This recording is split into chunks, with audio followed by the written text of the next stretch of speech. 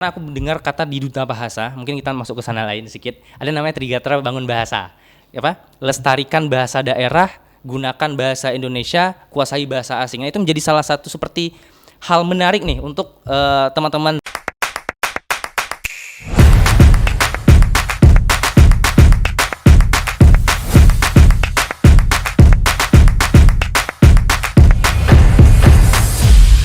Assalamualaikum warahmatullahi wabarakatuh. Halo semuanya, selamat datang di podcast kami, Podcast Suara Generasi.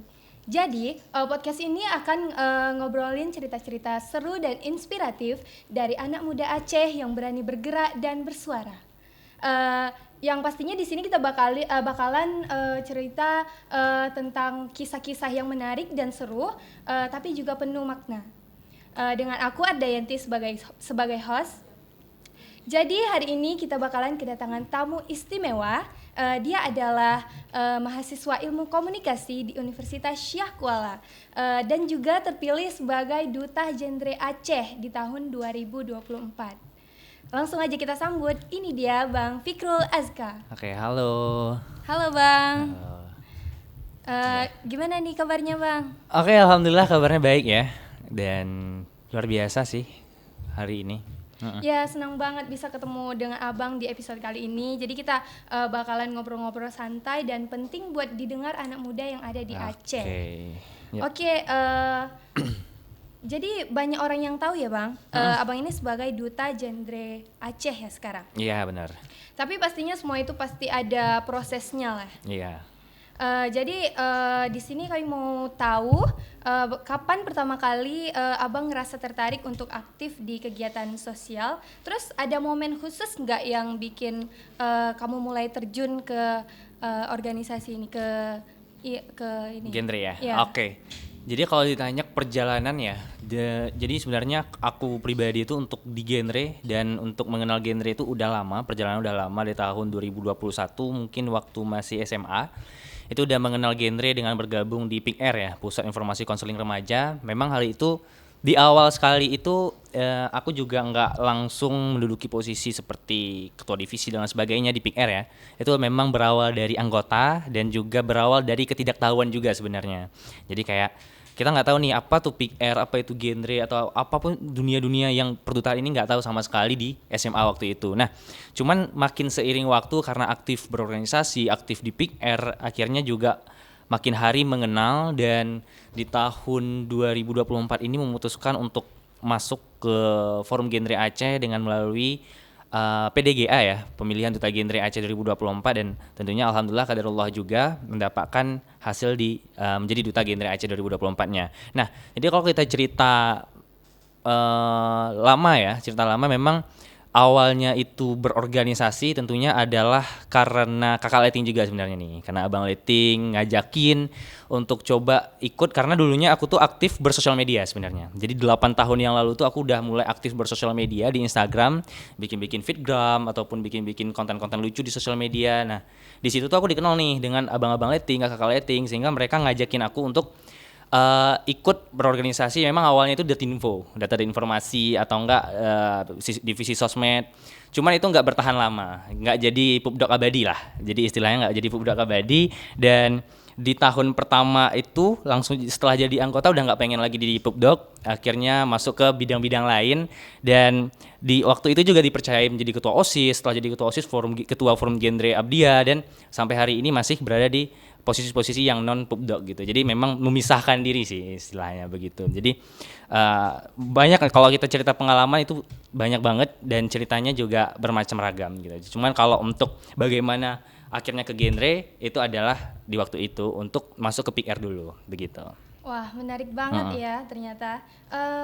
Ternyata semua itu dimulai dari hal-hal yang sederhana ya, Pak ya. Benar banget. Tapi tetap konsisten juga. Ya. Terus pas akhirnya Abang terpilih jadi Duta Genre Aceh di tahun 2024, apa sih yang langsung Abang pikirin waktu itu? Oke, sebenarnya nggak nyangka ya. Mungkin teman-teman kalau nonton PDGA tuh udah jadi meme juga sama teman-teman itu. Kaget banget, jadi emang kaget banget untuk menjadi juara satunya. Karena sebenarnya memang nggak expect untuk ini dan juga nggak ngincar banget.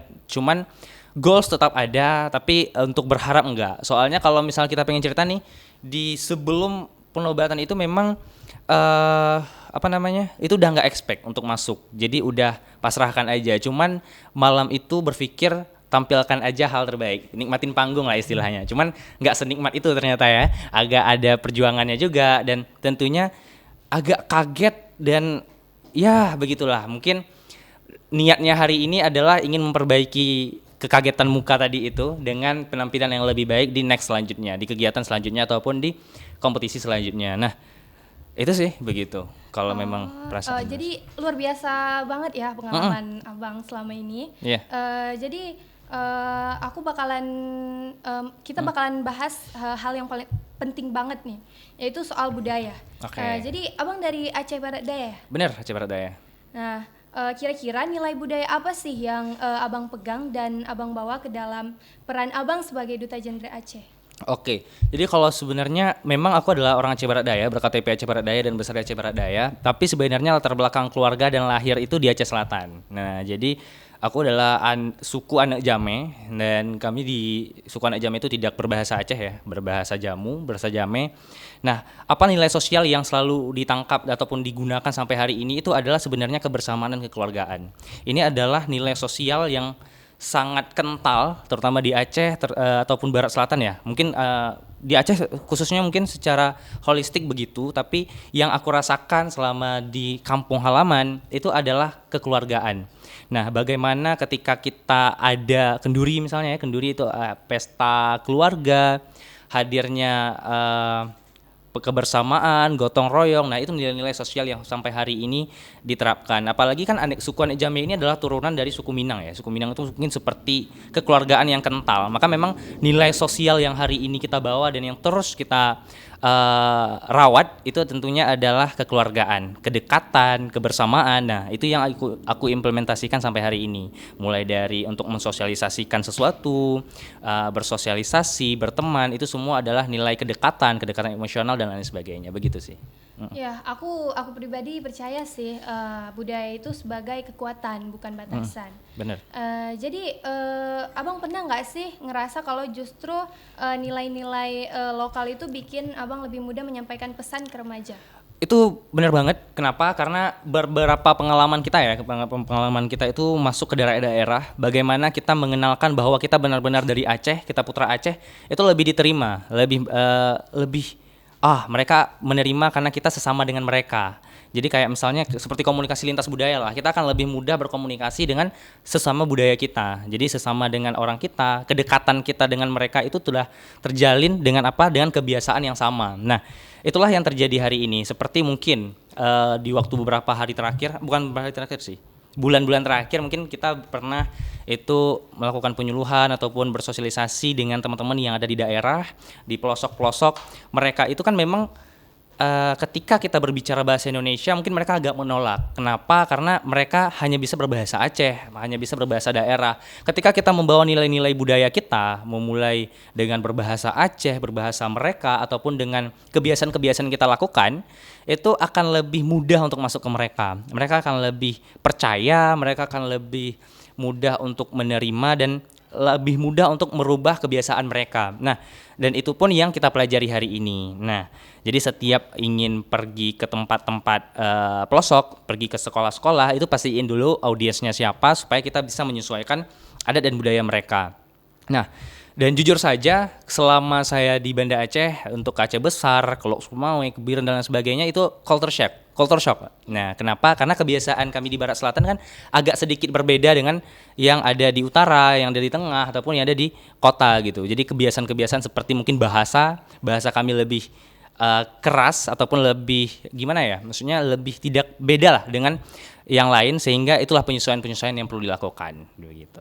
Ya, yang pastinya abang selama ini udah banyak turun ke lapangan ya? Bener banget, udah lumayan banyak. Yang pastinya banyak tantangan nih yang dilewati kan. Iya. Jadi aku mau tanya, tantangan apa aja sih yang paling sering abang hadapi saat ngobrol atau ngasih edukasi ke remaja? Oke, jadi kalau masalah tantangan ini sebenarnya lebih kompleks ya. Banyak sekali tantangan-tantangan kita ketika berada di lapangan, ketika kita bersosialisasi, mensosialisasikan sesuatu. Salah satunya tadi yang sebenarnya tadi ini ada sosial itu adalah pedang bermata dua. Nah, ketika kita bisa membawa sosial ini ataupun kebiasaan budaya kita dengan baik, itu akan mempermudah. Namun jika tidak, akan mempersulit. Nah, itulah menjadi tantangan kita. Kebiasaannya biasanya itu ada beberapa budaya yang belum kita kenal, sehingga kita harus butuh adaptasi. Nah, ini sebenarnya tantangan. Gimana caranya kita belajar adat budaya mereka, bagaimana kita membiasakan ataupun ya berbaur dengan mereka lah. Itu menjadi salah satu tantangan. Tapi juga menjadi sebuah kemudahan ketika kita sudah berhasil untuk menaklukkan beberapa hal begitu. Nah, selain tantangan itu juga ada tantangan bahasa. Mungkin masuk ke sosial budaya juga, tapi bahasa ini yang paling krusial biasanya. Ini menjadi tantangan. Kenapa? Karena mungkin bahasa Acehnya sini dengan bahasa Acehnya Aceh Besar kan agak berbeda ya. Beberapa bahasa kosakata Aceh Besar mungkin berbeda dengan kosakata di Banda Aceh. Nah, itu menjadi tantangan juga ketika kita tidak bisa memahami apa yang mereka katakan. Nah, sehingga perputaran pesan, penyampaian pesan itu menjadi terhambat dan menjadi tantangan kita juga. Jadi memang harus belajar banyak hal, belajar banyak bahasa, belajar banyak budaya untuk bisa melakukan penyuluhan kepada remaja, kepada teman-teman kita yang ada di luar sana. Nah, begitu. Iya, benar banget ya, Bang. Kadang juga kita lupa kalau setiap generasi itu punya cara pikir yang beda-beda. Benar. Nah, kalau udah ketemu tantangan kayak gitu, biasanya Abang pakai pendekatan seperti apa biar mereka lebih terbuka? Oke, jadi sebenarnya pendekatan yang dilakukan tuh adalah bagaimana kita mengenalkan diri kita terlebih dahulu. Jadi ketika kita sudah kenal, mungkin kita akan lebih terbuka. Nah, itu pendekatan yang aku lakukan. Sebelum memberikan materi, sebelum memberikan sedikit informasi tambahan, itu biasanya ngenalin diri dengan sebaik mungkin dan saling mengenal. Jadi kayak saling mengenal, itu menjadi salah satu cara aku, bagaimana mereka mengenal aku adalah tidak bisa berbahasa mereka, ataupun mengenal kalau aku itu mengenal mereka kalau mereka itu tidak bisa berbahasa yang aku mengerti. Nah, itu menjadi salah satu hal yang penting juga. Jadi ketika kita saling mengerti, saling paham dan saling kenal, itu juga akan mempermudah dan menjadi meminimalisir tantangan-tantangan tadi. Nah, apalagi kayak misalnya nih contoh yang pernah dilakukan. Contoh kita main ke daerah, kita bermain ke daerah ngomongin tentang mental health. Nah, mental health aja mungkin bahasa mereka nggak paham. Apa sih itu mental health? Kesehatan mental. Mungkin mereka juga nggak peduli kesehatan mental. Nah, mereka nggak apa sih kesehatan mental? Maka permasalahan mereka tuh mungkin lebih dasar lagi. Jadi itu yang perlu kita gali. Itu untuk meminimalisir tantangan tadi. Kita gali dulu tantangan mereka apa yang mereka butuhkan, sehingga di saat kita tahu dan kita mengenal, itu bisa menjadi senjata bagi kita untuk memberikan informasi dan pesan kita bisa tersampaikan. Gitu. Ya, jadi kuncinya kita harus lebih mengenal satu sama lain ya, Bang. Benar banget. Ya, jadi sekarang kita bakalan ngomongin soal harapan nih, Bang. Jadi khususnya buat teman-teman yang ada di Aceh. Jadi menurut Abang apa sih hal yang paling penting yang harus anak muda Aceh itu pegang hari ini biar bisa terus berkembang? Oke, apa yang perlu anak muda ataupun remaja Aceh pegang supaya bisa berkembang ya?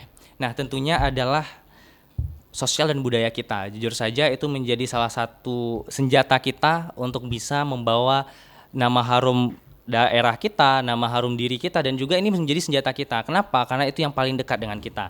Jadi jangan malu untuk bisa berbahasa Aceh, jangan malu untuk menampilkan budaya, jangan malu untuk menampilkan kebiasaan-kebiasaan baik kita. Kenapa? Karena bisa jadi itu menjadi sebuah pemantik luar biasa bagi orang lain untuk mengenal kamu lebih dekat, mengerti kebiasaan kamu, ataupun kamu mampu untuk bersaing di dunia luar begitu. Jadi memang bagaimana kebiasaan kita yang baik-baik ini dibawa, jangan pernah malu, tapi juga biasakan untuk mengerti orang lain. Nah, jujur mungkin nggak di duta genre ya, pernah aku mendengar kata di duta bahasa, mungkin kita masuk ke sana lain sedikit, ada namanya Trigatra Bangun Bahasa.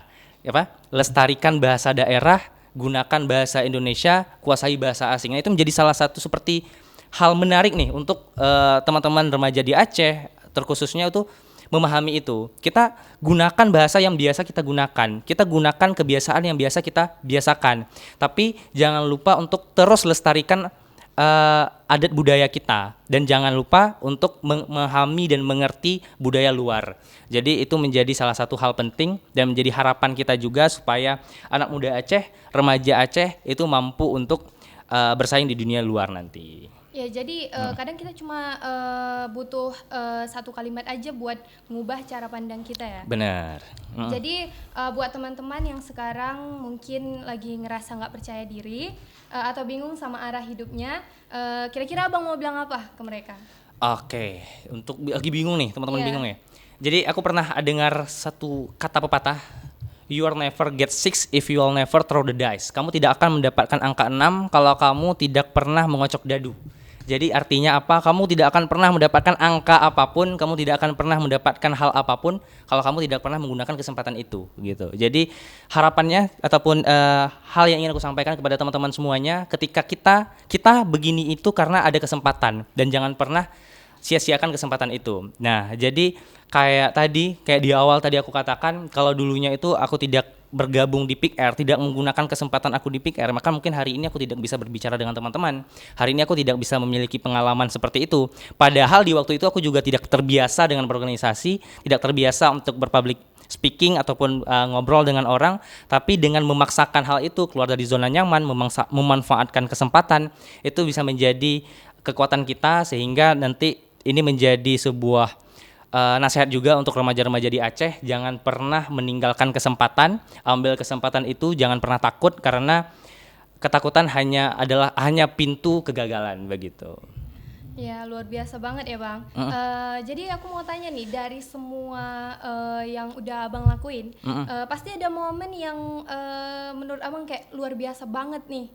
Jadi aku mau tanya, apa momen yang paling bikin Abang bersyukur ada di jalur ini ya, atau di jalan ini? Oke, apa yang paling bersyukur itu sebenarnya ketika beberapa kali ya di hari ini ketika menjadi duta genre ini adalah kita sering bermain nih dengan teman-teman yang lebih inklusif, teman-teman yang disabilitas, teman-teman yang ya mereka yang seperti itu kekurangannya. Ketika mereka hadir di sana, kita kan nggak paham. Kita hanya tahu disabilitas hanyalah kekurangan.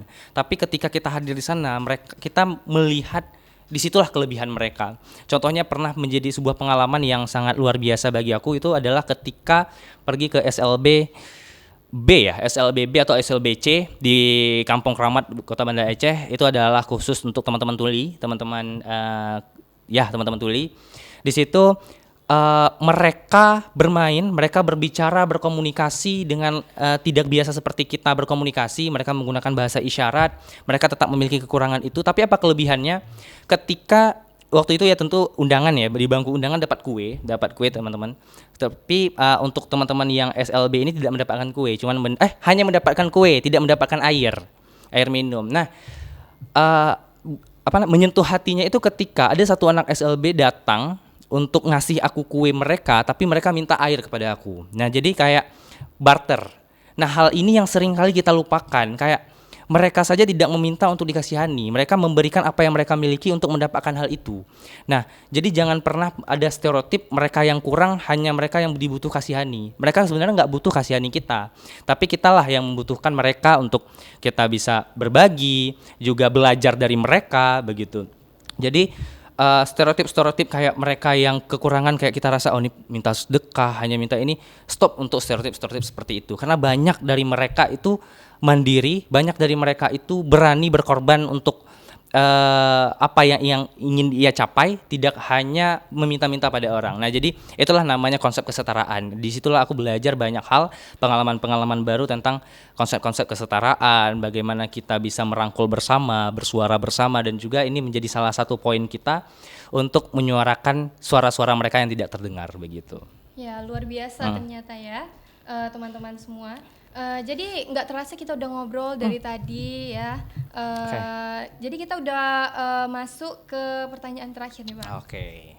Jadi di sini aku cuma mau tanya, kira-kira apa harapan Abang ke depan buat diri Abang sendiri, buat komunitas atau buat orang yang lagi dengerin podcast ini? Kalau harapan untuk diri sendiri tentunya adalah bisa berdampak lebih luas, bisa bermanfaat bagi banyak orang, dan tentunya dengan apa yang aku miliki hari ini bisa menjadi sebuah jembatan untuk bisa memberikan manfaat lah untuk orang lain. Karena aku punya prinsip seperti yang dikatakan oleh B.J. Habibie, jadilah mata air, karena mata air itu adalah sumber kehidupan. Nah, jadi bagaimana kita bisa memberikan kebermanfaatan, tebar kebermanfaatan, ini menjadi poin penting dan juga menjadi harapan untuk diri aku sendiri. Nah, untuk teman-teman yang lagi mendengar podcast ini tentunya seperti tadi mungkin harapannya sama, jangan lupa untuk jangan sampai meninggalkan kesempatan yang dimiliki dan ambil semua kesempatan itu tentunya dengan prospek dan juga dengan hitung-hitungan dasar lah. Setidaknya kita tidak asal ambil, tapi jangan pernah menyia-nyiakan hal itu. Dan harapannya juga kita memiliki sosial dan budaya yang luas. Kita punya kita adalah keturunan dari orang yang memelihara adat, memelihara sosial budaya. Sosial budaya kita sangat kaya, maka peliharalah itu, jangan sampai lepas dan jangan sampai kita tergerus dengan era globalisasi ini. Jangan sampai kita malu dengan sosial dan budaya kita, tapi gunakan sosial dan budaya kita menjadi senjata untuk berdampak lebih luas di dunia luar. Itu aja. Wah, menarik banget nih pengalaman dari Abang Fikrul. Tepuk tangan dong semua. Oke. Jadi Bang, terima kasih banyak udah berbagi hari ini. Jadi semoga cerita dan pandangan Abang ini bisa jadi semangat buat anak muda yang ada di Aceh. Oke, makasih banyak ya Bang. Sama-sama. Jadi buat kamu yang lagi dengerin podcast ini, semua episode yang jadi pengingat bahwa suara kamu itu penting. Akar budaya kita adalah kekuatan, bukan penghalang. Dan siapapun kamu bisa menjadi agen perubahan. Selanjutnya, jangan lupa follow podcast ini biar nggak ketinggalan episode-episode inspiratif dan menarik lainnya. Sampai ketemu di episode berikutnya.